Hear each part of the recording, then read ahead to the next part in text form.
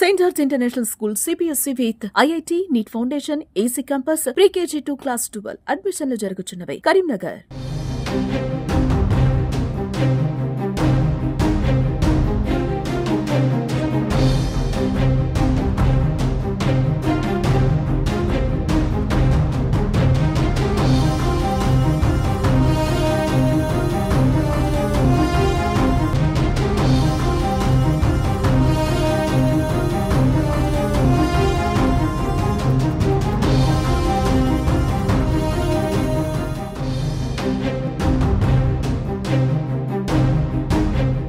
Hi hello నమస్తే welcome to Suman TV Karimnagar. నేను లావణ్యారెడ్డి.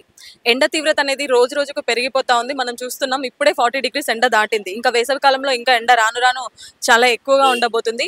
ఇప్పటికే చూస్తున్నాం మార్నింగ్ 11 నుంచి ఈవినింగ్ 4 o'clock వరకు ఎవ్వరు కూడా బయట పెద్దగా కనపడమే లేదు ఈ ఎండ తీవ్రతకి. సో ఇలాంటి ఎండ తీవ్రత దృష్ట్యా గ్రామీణ ప్రాంతాల్లో పనులు చేసుకునేవారు కావచ్చు, జాబ్స్ మీద బయటకు వెళ్ళేవారు, స్టూడెంట్స్ వీళ్ళందరూ కూడా ఈ వడదెబ్బ కారణంగా చాలా ఇబ్బంది పడుతూ ఉంటారు. సో ఇప్పుడు మనం ప్రస్తుతం గవర్నమెంట్ జనరల్ హాస్పిటల్ కరీంనగర్లో ఉన్నాం. సో ఈ వడదెబ్బ తాకితే ఎలాంటి ట్రీట్మెంట్స్ అవైలబుల్ ఉన్నాయి, మరి ఎలాంటి మెడిసిన్స్ అవైలబుల్ ఉన్నాయి, ఎలాంటి ప్రికాషన్స్ ముందు జాగ్రత్తలు తీసుకుంటున్నారు అలాంటి పేషెంట్స్ కోసం అనే విషయాలన్నింటి కూడా ఒకసారి ఇప్పుడు క్లియర్గా తెలుసుకుందాం. మనం ప్రస్తుతం గవర్నమెంట్ హాస్పిటల్లో ఉన్నాం. ఇక్కడ సూపరింటెండెంట్ గారిని అడిగి ఇవన్నీ విషయాలు ఒకసారి క్లియర్గా తెలుసుకుందాం.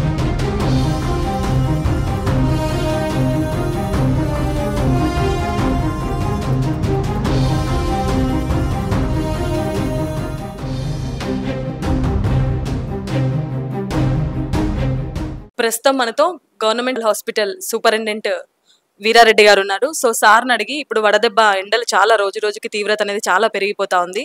సో ఎండల తీవ్రతకి వడదెబ్బకి ఎలాంటి ఫెసిలిటీస్ మన హాస్పిటల్స్లో అవైలబుల్ ఉన్నాయి, మరి పబ్లిక్కి ఎలా అవేర్నెస్ కల్పిస్తున్నారు, ఇంకా ఏమేమి ఫెసిలిటీస్ ఉన్నాయి, ఓఆర్ఎస్ ప్యాకెట్స్ కానీ ఇలా ఎలా ఉన్నాయనే విషయాలన్నింటి కూడా ఒకసారి సార్ని అడిగి క్లియర్గా తెలుసుకుందాం. సార్ నమస్తే. సార్ నమస్తే అండి.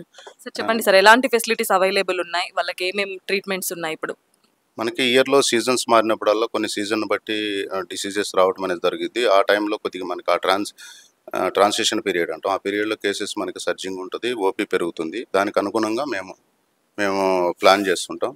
మనకి ఇప్పుడు వేసవికాలాన్ని దృష్టిలో పెట్టుకొని మనకి వాటర్ పాయింట్స్ అన్ని కూడా డ్రింకింగ్ వాటర్ పేషెంట్స్ కావాల్సినవి అన్ని కూడా అన్ని డ్రింకింగ్ పాయింట్స్ని మనం యూసేజ్లోకి తీసుకురావడం జరిగింది. ఓఆర్ఎస్ మేము ఇప్పుడు ఒక 20,000 to 40,000 ఓఆర్ఎస్ ప్యాకెట్స్ని, అట్లనే ఐవీ ఫ్లూయిడ్స్ ఎవరన్నా వడదెబ్బ తగిలి అడ్మిట్ అయితే వాళ్ళకి ఎక్కువ ఫ్లూయిడ్స్ రీప్లేస్మెంట్ ఎక్కువ ఉంటుంది కాబట్టి ఓఆర్ఎస్ ఫ్లూయిడ్స్ అనేవి మేము అందుబాటులోకి తీసుకురావడం జరిగింది.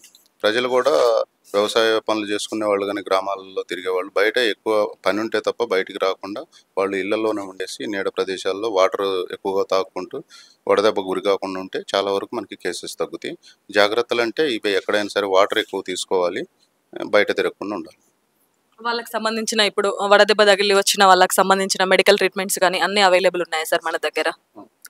మాకన్నీ వడదెబ్బకి గురించి మేమైతే అంటే కరెక్ట్ టైంలో వస్తే మనం వడదెబ్బ నుంచి కూడా వాళ్ళని మనం ఏ విధమైన ప్రాణహాని కలగకుండా వాళ్ళని మనం నివారించవచ్చు. మనకి ఐసీయూ కానీ అన్ని క్యాజువాలిటీ అన్ని మేము సిద్ధంగానే ఉన్నాం. ఇప్పుడు కేసెస్ ఏమైనా వస్తున్నాయా సార్? మనకి ఏమైనా కేసెస్ అడ్మిట్ కావడం జరిగింది? ఇంతవరకు అయితే మనకి హీట్ రిలేటెడ్ ఇల్నెస్ అంటారండి, ఇది ఇట్లాంటి కేసెస్ అయితే మనకి అడ్మిట్ కాలేదు. డెత్స్ కూడా అలాంటివి ఏం లేవు. మేమైతే తగిన జాగ్రత్తలు తీసుకొని ఎవరైనా వచ్చినా కానీ ప్రజలకి మీ ద్వారా మేము చెప్పేది ఏంటంటే ఎవరైనా వడదెబ్బ తగిలినా ఎక్కడన్నా డిహైడ్రేషన్ అయినా కానీ పేషెంట్ని హాస్పిటల్కి షిఫ్ట్ చేయమని కోరుతాం. డాక్టర్ వీరారెడ్డి గారు చెప్పింది విన్నారు కదా. ఇప్పటికే గవర్నమెంట్ హాస్పిటల్కి 2 లక్షల ఓఆర్ఎస్ ప్యాకెట్లని ఆల్రెడీ తెప్పించడం జరిగింది. వీటన్నింటిని కూడా అంగన్వాడీలు ఇంకా చిన్న చిన్న ప్రాథమిక కేంద్రాలన్నింటి కూడా ఆల్రెడీ సరఫరా చేయడం జరిగింది. గర్భిణీలు కానీ పిల్లలు ఎవరైనా బ్లడ్ ప్రెషర్ ఉన్న వ్యక్తులు కానివ్వండి, షుగర్ ఉన్న పర్సన్స్ కానివ్వండి, ఎవరు కూడా బయట ఎక్కువగా ఎండకు తిరగకండి. వాళ్ళకైతే ఎక్కువగా వడదెబ్బే తగిలే ఛాన్సెస్ ఎక్కువగా ఉంటాయని సార్ చెప్పడం కూడా జరిగింది. సో వీళ్ళందరూ అప్రమత్తంగా జాగ్రత్తగా ఉండాలి. అదేవిధంగా వడదెబ్బలో చాలా స్టేజెస్ ఉంటాయి. ఫస్ట్ స్టేజ్లో నార్మల్గా నాలుక పొడిబారిపోవడము, అదేవిధంగా అతిగా దాహం వేయడం, ఇలాంటి ఫస్ట్ కేసెస్లో ఇలాంటి లక్షణాలు చూస్తూ ఉంటాం. వాళ్ళకి నార్మల్గా ఓఆర్ఎస్ ఇచ్చి ఎక్కువ లిక్విడ్ ఫ్లూయిడ్స్ ఇస్తే ఈ వడదెబ్బ నుంచి వాళ్ళని నివారించవచ్చు.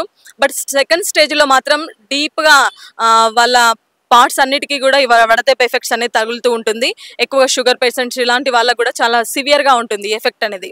సో అలాంటి వాళ్ళు ఎక్కువ కూడా బయట తిరగవద్దు. ఒకవేళ ఇమీడియట్గా అలాంటి ఏమైనా ప్రాబ్లం వచ్చినా కూడా సేమ్ 108 నెంబర్కి కూడా కాల్ చేయండి, లేదా వీళ్ళు హెల్ప్ లైన్ నెంబర్స్ కూడా పెట్టడం జరిగింది. వాటికి కాల్ చేస్తే ఇమీడియట్లీ వాళ్ళని హాస్పిటల్లో జాయిన్ చేసుకొని వాళ్ళకి అవసరమైన ట్రీట్మెంట్స్ అన్నీ కూడా అవైలబుల్ ఉన్నాయి, అందించడానికి కూడా అన్ని సిద్ధంగా ఉన్నారు అంటూ కూడా చెప్పడం జరుగుతుంది. సో బీ కేర్ఫుల్, జాగ్రత్త. బయట ఎండకి వచ్చేటప్పుడు చాలా అవసరమైన జాగ్రత్తలు అన్ని పాటించండి. గొడుగు కానివ్వండి, లేకపోతే ఏదైనా ఎండ దెబ్బ తగలకుండా చూసుకొని జాగ్రత్తగా ఉండండి హెచ్చరిస్తూ camera person బిట్టుతో Lavanya Reddy, Suman TV, Karimnagar.